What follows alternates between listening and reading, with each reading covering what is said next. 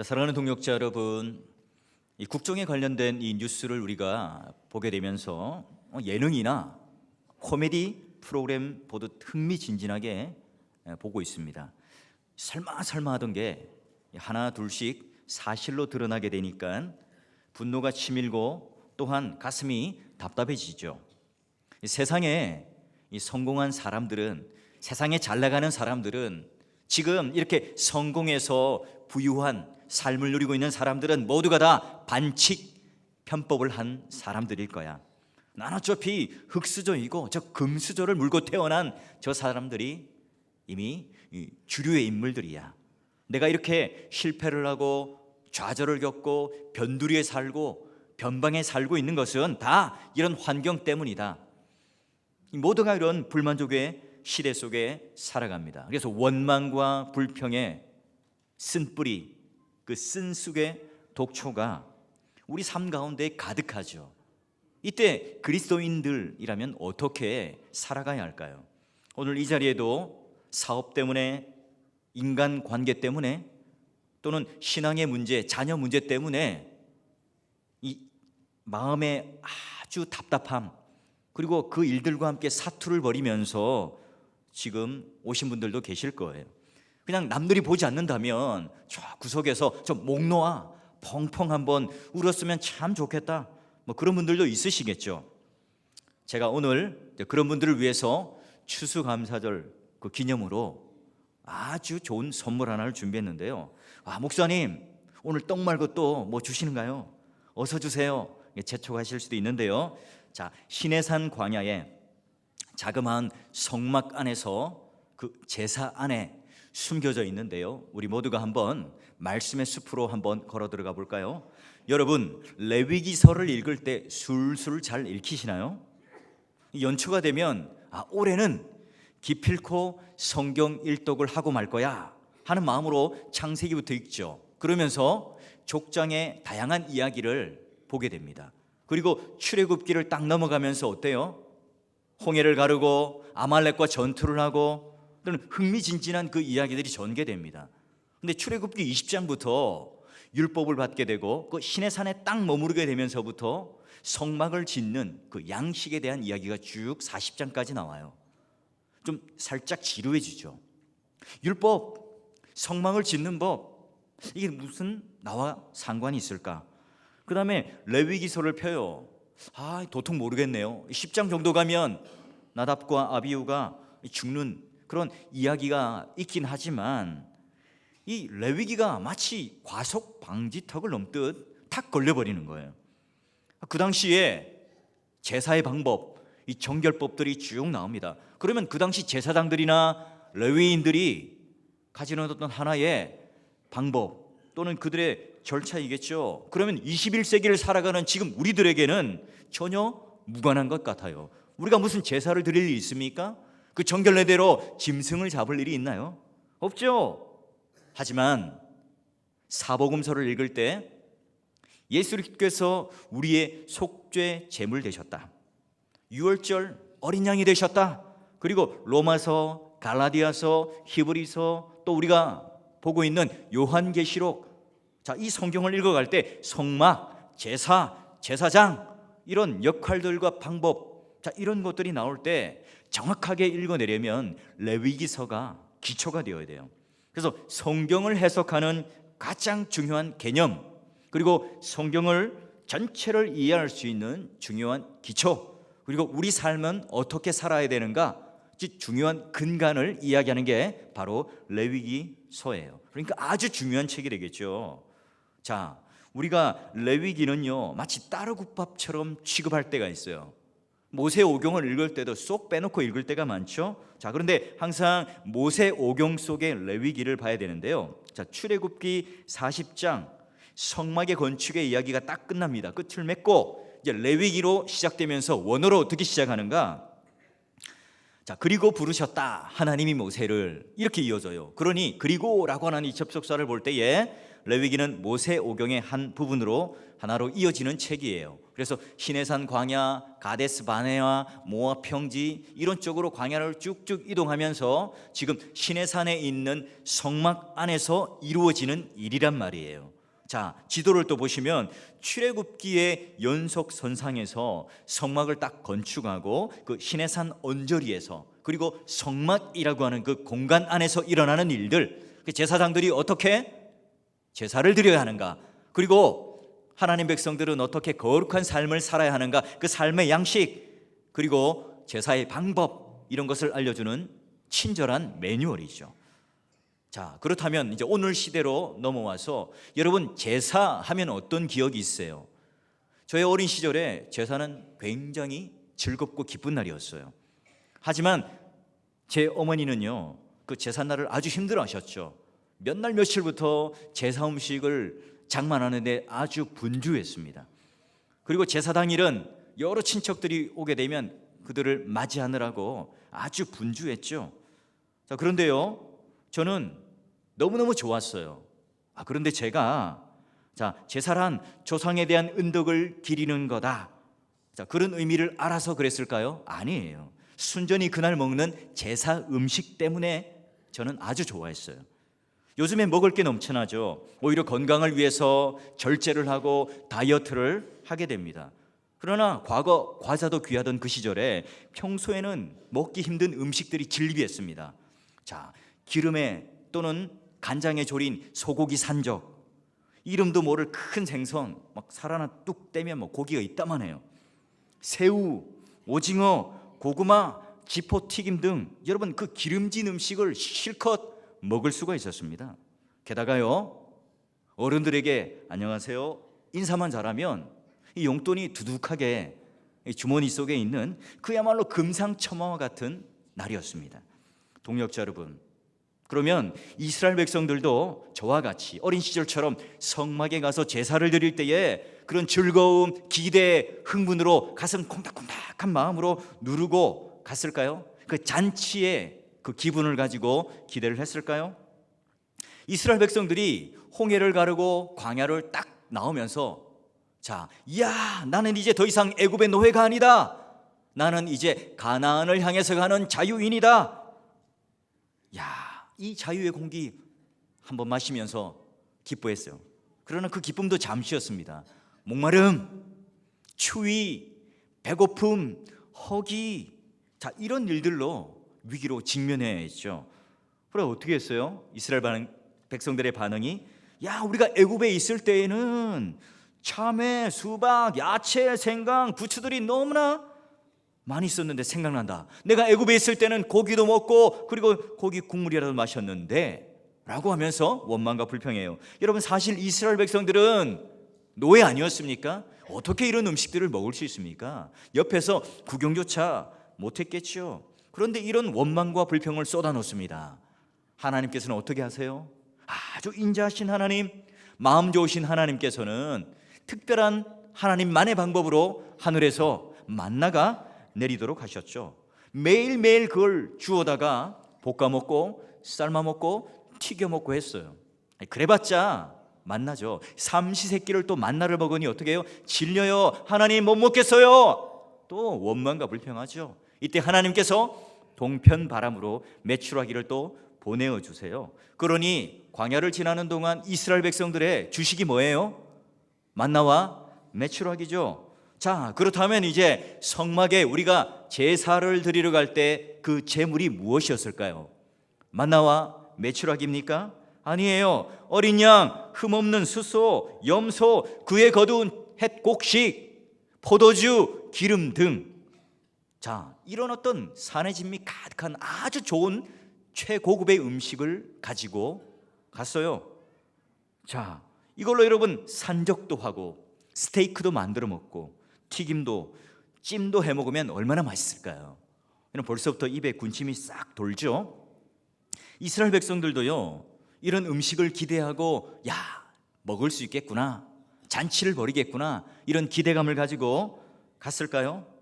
이 제사를 드리는 그 현장 속으로 우리 한번 들어가 볼 텐데요. 우선 여러분, 이 레위기서를 잘 읽으려면, 재미있게 읽으려면 제사의 목적에 따라 분류할 수 있어야 돼요. 왜냐하면 1장부터 2장까지 쭉 이어지는 내용들이 바로 5가지의 제사를 이야기하는데요. 첫 번째는 번제, 확 태워버리는 거예요. 두 번째는 소제, 화목제, 속죄제, 속건제, 이 5가지의 제사를 쭉 이어서 나와요. 자, 이게 어떤 때 하는지의 내용은 성경에 자세히 나와 있고요. 여러분 홈페이지에다가 자료를 다운받을 수 있도록 제가 이거 외에 더 설명이 되어 있는 그런 표를 올려놨어요. 자, 그게 중요한 게 아니라 여러분 오늘 5가지 제사를 한번 그림 띄워보세요. 잘 살펴보니까, 그림 한번 띄워주세요. 5가지 제사를 잘 살펴보니까 제사를 드리러 갔던 사람들이 마음대로, 그러니까 제사를 드리러 갔던 사람들이 마음대로 먹을 수 있었나요? 애석하게도 아니에요. 슬프게도 잔인하게도 대부분의 이 제물들은 제사장들만 먹을 수가 있었습니다. 자, 번제의 경우를 보세요. 소, 양, 염소 등 전체를 제단 위에, 석쇠 위에 딱 놓고 확 하고 불살라야 합니다. 이 제사장도 어때요? 가죽만 취하고 남는 음식이 하나도 없어요. 소제의 경우는 불태우지 않는 이 부분, 남은 고기는 누가 먹습니까? 제사장만 먹습니다. 속죄제, 속건제도 마찬가지요. 기름과 내장을 다 태우고 나면 그 나머지 고기들은요, 바로 제사장들만 먹을 수가 있었습니다. 자, 사랑하는 동역자 여러분, 왜 속죄제와 속건제를 드릴 때 내장과 기름을 불태우라고 했을까요? 자, 어떤 의미로 기름과 내장을 다 태웠을까요? 하나님께서는 기름과 내장을, 이 부위를 아주 좋아하신다, 이건 하나님의 것이야 라고 드렸나요? 자, 이런 의미라면 하나님과 저는 식성이 아주 같아요. 저도 기름과 내장을 아주 좋아합니다. 국밥을 먹어도 살코기만 있는 게 아니라 내장이 함께 있는 국밥을 좋아해요. 곱창, 대창, 막창. 자, 그 중에 제일 으뜸 뭡니까? 양 아닙니까? 여기 양은 하고 우는 양이 아니라 소의 위에 한 부위로서 아주 맛있는 비싼 고급진 내장이잖아요. 여러분 신방 가서 또 이거, 목사님 이거 좋아하나 보다, 줄기차게 이런 걸로 갖다 밀어붙이시면 안 돼요. 여러분의 이해를 돕기 위해서 예화로 지금 들고 있는 거잖아요. 설명하고 있습니다. 자, 또 어떤 사람은 내장과 기름은 속에 있는 것이니까 우리의 마음, 우리의 심중에 있는 모든 것들을 다하여 드린다, 최선을 다하여 정성을 다하여 드린다, 이 의미가 있다. 자, 그런데 여러 가지 추론은 있지만 왜 하나님께서 그렇게 하라고 하셨는지 성경에는 정확하게 일러주지 않습니다. 자, 그런데 가장 유력한 설은 바로 이거예요. 자, 예전에 가나안 안에 있는 이방인들이 드리는 제사, 이 주술적인 행위를 어떻게 했는가? 그들이 동물의 배를 쫙 갈라요. 그리고 간이라든지 내장의 거풀을 딱 보면서 그걸 보고 색깔, 형태 이런 것들을 보면서 미래를 점쳤던 그 주술 행위가 있었거든요. 하나님께서는 그런 점술적인 관행, 주술적인 행위를 막는 방어 보호벽이다 라고 말하는 이들이 있어요. 이게 학자들 간에는 가장 설득력이 있어요. 자, 어쨌거나 율법대로 속죄제, 속건제를 드릴 때에는 기름과 내장을 확 불살라드리고 나머지 남은 고기는 제사장만 먹을 수 있었습니다. 흠없는 양, 소, 염소를 가지고 왔던 사람들에게는 살코기 한 점이라도 허락되지를 않았죠. 난 고기를 너무 좋아하니까 고기를 실컷 먹는 제사장으로 태어났으면 참 좋겠다. 보석이 주렁주렁 달린 그 멋진 에봇을 입고 성막에 딱 거닐면서 호령하는 그 제사장은 얼마나 멋있었을까? 여러분, 그렇게 생각하는 분이 있습니까? 여러분, 제사를 드리는 사람, 그리고 제사장, 자, 우리가 이 일상의 삶을 한번 그 속에 들어가서 들여다보면 생각을 달리할 수 있을 거예요. 자, 제사를 드리는 사람들이 짐승을 몰고 성막으로 옵니다. 자, 성막 주위에 여기저기에 막 배설물들, 똥, 오줌 이런 것들을 막 지렸겠죠. 그리고 이제 짐승을 잡으려고 할 때 막 살려고 아둥바둥 치는 그 산 짐승을 결박하고, 자, 그 산 짐승을 죽인다는 게 쉬운 일입니까? 게다가 그 목을 딱 잡고 경동맥을 딱 찌르면 그 솟구치는 그 피, 그게 여러분 좋아 보여요? 그 피를 또 대야에 받아서 제단에도 뿌려야 되고 그걸 또 받아다가 버려야 하잖아요. 그리고 짐승이 다 죽고 나면 어떻게 해요? 날카로운 칼날로 가죽을 벗겨내고 기름과 내장과 살코기를 또 분리해야 됩니다.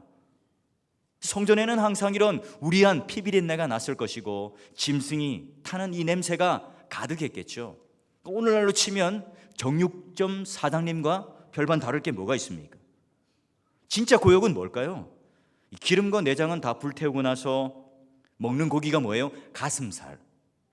그 다음에 짐승의 우편 뒷다리만 취해서 먹을 수 있었습니다. 여러분, 고기 부위 중에서도 제일 퍽퍽한 이 가슴살, 이 뒷다리 살만 먹어요. 여러분, 맛있었을까요?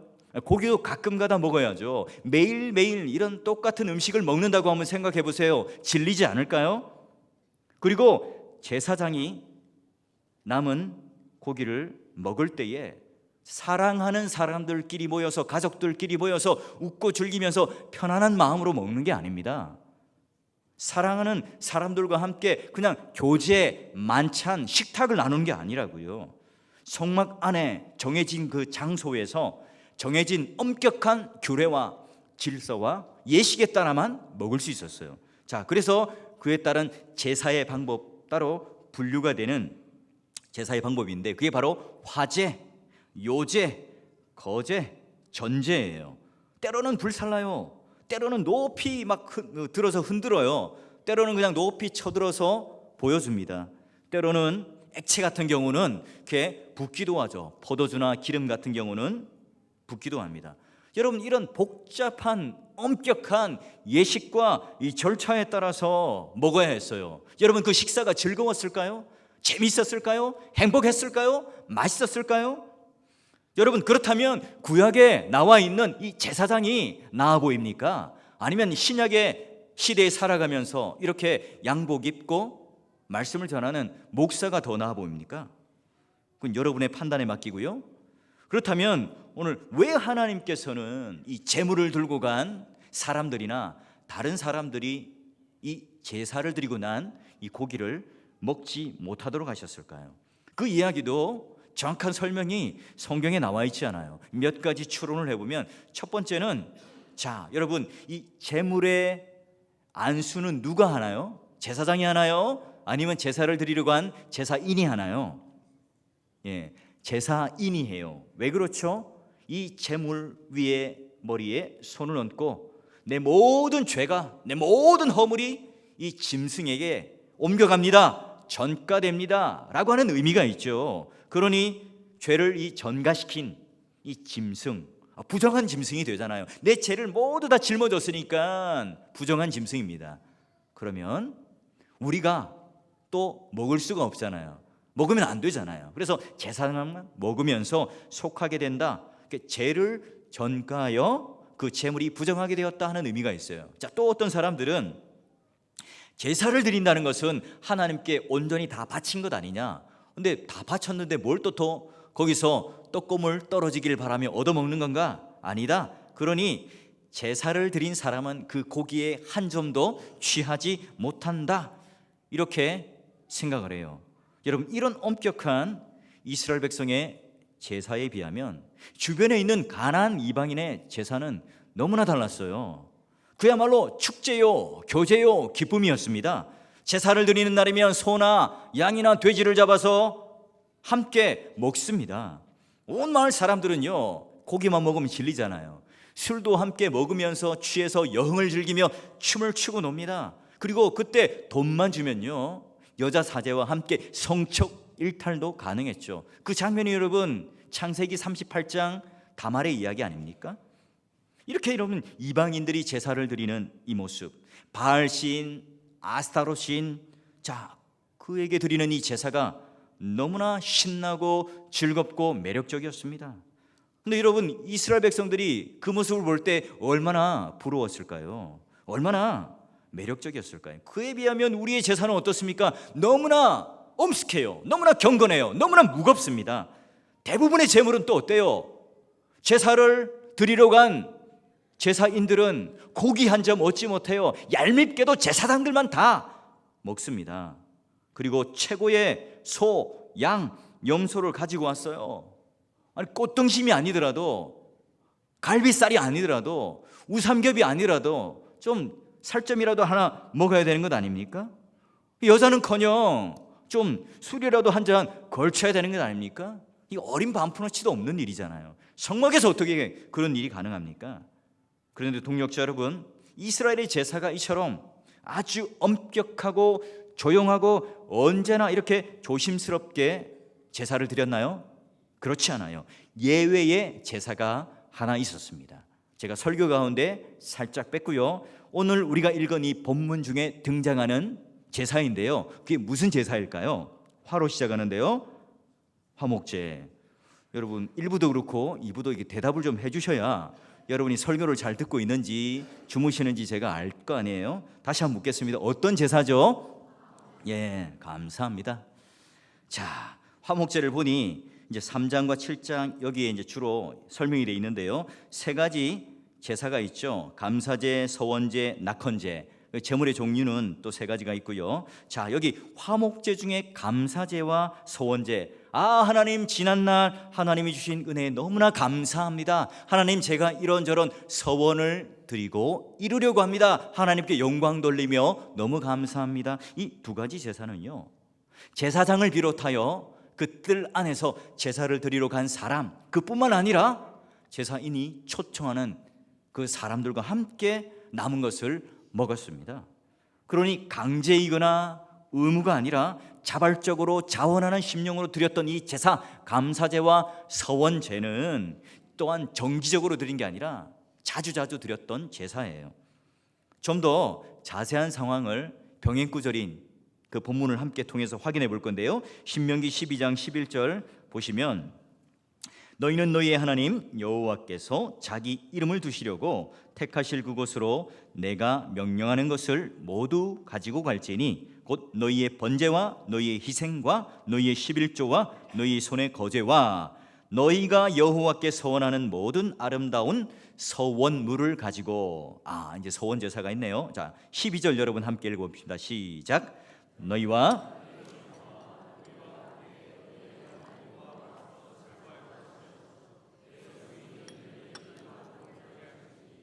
너희는 너희 중에 분깃이나 기업이 없음이니라. 아멘. 여러분 다른 건 이해되는데 왜 성중에 있는 레위인까지 부르죠? 여러분 오늘날 연봉을 많이 받는 담임 목사님, 큰 교회에 있는 그런 목사님들을 연상하시면 안 돼요. 그 당시에 레위인들은 땅을 기업으로 분배받지 못했죠. 오로지 그들은 성막에서 돕는 일들로 살았던 겁니다. 그러니까 자녀와 남종과 여종과 그리고 레위인들을 함께 초대해서 불러서 나누어 먹고 마시며 기쁘며 즐거움 가운데 축제를 벌였어요. 사랑하는 동역자 여러분, 이런 의문이 들지 않습니까? 목사님, 그 모든 은혜와 이런 복은 다 하나님께로부터 온 것 아닙니까? 그렇다면 우리는 하나님께만 제물을 드리고 하나님께만 감사하면 되는 거잖아요. 아니 그렇게 해야 되잖아요. 왜 굳이 목사님 교회 안에 있는 연약한 사람들을 초청해서 돌보고 함께 나누라고 하는 겁니까? 왜 유독 감사의 제사, 그 제물을 가족과 이웃과 연약한 사람들과 함께 나누라고 하는 거죠? 왜 그들과 함께 기쁘게 즐겁게 축제를 벌여야 합니까? 신방을 하다 보면 이런 질문을 해요. 목사님, 왜 하나님은 어떤 사람은 가난하게 하시고 또 어떤 사람에게는 암을 갑자기 주시고 또 어떤 사람은 장애를 주시고 또 어떤 사람은 이런저런 고난을 당하게 하고 사업을 망하게 하시는 겁니까? 물을 때가 있어요. 이때 목사인 저로서 대답하기가 참 곤란하죠. 그 정답을 몰라서가 아니에요. 얼마든지 신학적으로 잘 설명하고 이해시킬 수 있겠죠. 하나님께서 능력이 부족합니까? 하나님께서 선하지 않습니까? 하나님께서 사랑이 없어서 그런 겁니까? 아니잖아요. 우리가 섣부른 위로를 한답시고 하나님께서 곧 집사님을 부자로 만들어 줄 거예요. 하나님께서 이제 기적을 베풀어서 그 병을 깨끗하게 낫게 해주실 거예요. 말씀드릴 수 있죠. 위로할 수 있습니다. 그러나 이런 섣부른 위로가 오히려 그분들에게 아픔과 상처가 될 수 있기 때문에 그래요. 왜 하나님이 그렇게 하시는지, 우리의 짧은 이성과 이 경무로는 다 이해할 수는 없어요. 정확하게 알 길이 없죠. 그러나 하나님께서 명확한 결론을 우리들에게 일러주셨어요. 하나님 사람들에게 요구하고 있는 그 분명한 한 가지 명령, 그게 뭐냐? 우리에게 주신 사명이 뭐냐? 정말로 너 하나님께 감사한 마음을 가지느냐? 그 감사의 제사를 드리고 싶으니? 감사의 제물을 가지고 왔느냐? 그래, 좋아. 네가 가지고 있는 그 기름과 내장을 최선을 다해서 하나님께 바쳐라. 그러나 그것만 가지고 하지 말고 그 고기를 가지고 이웃들과 연약한 사람들과 아픈 사람들과 힘든 사람들과 상처받은 사람들과 함께 나누어라. 그들과 함께 즐거워하고 기뻐하며 하나님 앞에 기쁨으로 나아가라. 그게 바로 화목 제물이며 진정한 화목 제사란다. 감사와 더불어 이런 나눔이 있을 때 하나님이 그게 바로 원하시는 감사의 제사요 방법이다, 이렇게 일러주고 있어요. 사랑하는 동역자 여러분, 만약 감사가 없이 또는 하나님 앞에 나아가는 설령 우리가 감사라는 이 제물을 가지고 제사를 드린다고 하지만 나눔이 없다면 어떻게 될까요? 그러면 우리의 자랑이죠. 오히려 약자에 대한 무시가 될 것이고 오히려 연약한 사람들을 향하여 상대적 박탈감을 느끼게 할 것이며 오히려 그런 자랑과 감사가 다른 사람들에 대해 아픔을 주는 더 무시무시한 무기가 되지 않습니까? 남은 집도 없는데 나는 50평짜리 아파트가 있어서 감사합니다. 남의 아들은 재수삼수하는데 우리 아들은 좋은 대학 가게 해주셔서 감사합니다. 다른 사람들은 다 사업이 망하는데 저는 사업이 흥왕케 해주셔서 감사합니다. 번창게 되니 감사합니다. 남은 다 아프다고 하는데 저는 아프지 않고 이렇게 건강하니까 감사합니다. 남의 자식들은 공부를 못해서 이런저런 학원 다니는데 우리 아이들은 이렇게 공부 잘하게 해주셔서 감사합니다. 여러분, 이게 왜 문제가 됩니까? 여러분, 왜 이게 우리에게 상처가 되지요? 이 기도에는 감사는 있는데 나눔이 없기 때문에 그래요. 여러분, 어디서 들어본 익숙한 기도와 비슷하지 않습니까? 내가 일주일에 금식을 하고 모든 것에 11조를 온전히 드릴 수 있어서 저 세리와 저 장녀와 같지 않아서 너무나 감사합니다.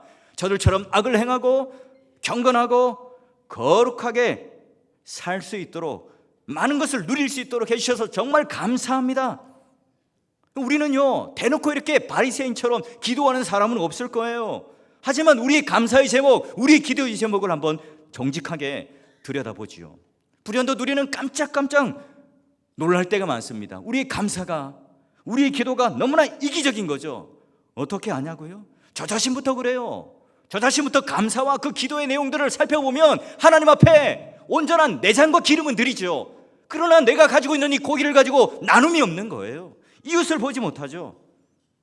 하나님께서 사월교회를 축복해 주셔서 은혜를 이만큼 누리게 하시니 감사합니다. 1년 동안 편안하게 해주시고, 아니 지난 118년 동안 우리 교회를 이렇게 세워주셔서 감사합니다. 좋은 건물 주시고 주차장 주시고 또 빚없는 교회로 정말 훌륭한 교회로 세워주시니 감사합니다.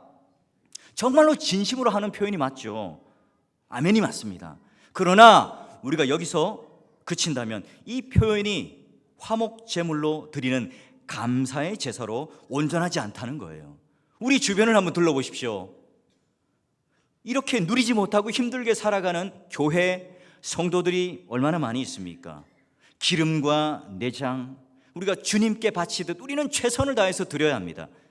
이런 감사의 절기가 오게 되면 최선을 다해서 좀 급진적이고 도발적이고 최선을 다해서 헌금과 헌신을 드려야 해요. 그러나 여러분, 거기서 멈추면 안 됩니다. 화목제라고 하는 건 샬롬임, 바로 샬롬이라고 하는 단어의 복수형이에요. 이건 화평하다, 휴전하다, 화합하다, 이거보다 더 강력한 의미가 있습니다. 기쁨, 복지, 번창. 샬롬임은요, 그 화목제물을 가지고 서로 나누어서 그 기쁨이 흘러넘치도록, 교제하도록, 나눌 수 있도록 하는 그 자체가 목적이에요. 그러나 그게 그냥 아무 때나 뚝뚝 띄워주는 게 아니에요. 어때요? 이 제물을 통해서 하나님께서 이만큼 나에게 큰 은혜를 주셨죠. 그러나 이걸 아직 누리지 못하고 있는 자들이 있습니다. 연약한 자들이 있습니다. 그들이 알 수 있도록 함께 나누는 게 바로 화목제물이에요. 오늘 예배드린 우리 모두가 이 기름과 내장을 최선을 다하여 드리되 그 남은 고기를 가지고 이웃들과 교제와 섬김이 있는 건강한 교회, 건강한 성도가 될 수 있기를 주의 이름으로 축원합니다. 자, 지금도 아파하는 형제들이 있습니까? 그들을 위해서 우리는 기도해야 되죠. 연약한 가운데 좌절하는 사람들이 있습니까? 그들을 위해서 우리는 위로해야 되죠. 실제로 찾아가고 주변에 있는 사람들과 함께 나눌 때 화목죄, 화목제물은 완성이 되는 거예요. 여러분, 이를 위해서 참된 본을 보이신 분이 있습니다. 누구냐? 바로 예수 그리스도. 요한 1서 2장 2절을 보니까 그는 우리 죄를 위한 화목제물이니 우리만 위할 뿐이 아니요 온 세상의 죄를 위하십니다. 자신이 화목제물이 되셔서 자기의 살과 피를 십자가 가운데 찢어서 피 흘려서 내어놓으심으로 말미암아 전 인류에게 그 모든 양식을, 생명의 양식을 나누셨죠. 여러분, 그 화목제물의 극치가 뭡니까? 바로 유월절 어린 양으로 자신을 내어놓으셔서 성찬의 극치로 이어지는 거예요. 예수를 믿는 사람들이 감사하며 선을 행하는 것, 이거는 주님께서 우리에게 주신 은혜, 공로, 여기에 보답하는 차원 그 이상입니다.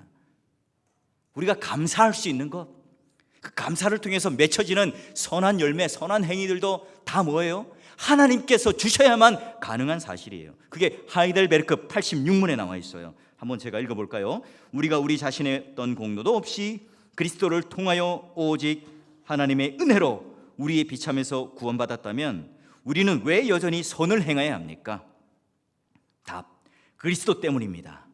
그리스도께서 당신의 피로 우리를 구속하시고 당신의 성령으로 우리가 새롭게 되어 하나님의 형상이 되도록 하셨으므로 우리의 전생애에서 당신의 은혜에 대한 하나님께 감사를 드리고 우리를 통하여 쭉 해서 우리의 이웃이 그리스도께로 돌아오도록 해야 합니다. 우리가 할 수 있는 게 아니라 당신의 성령으로 우리가 새롭게 되어서 당신의 성령의 힘으로 가능한 일이군요.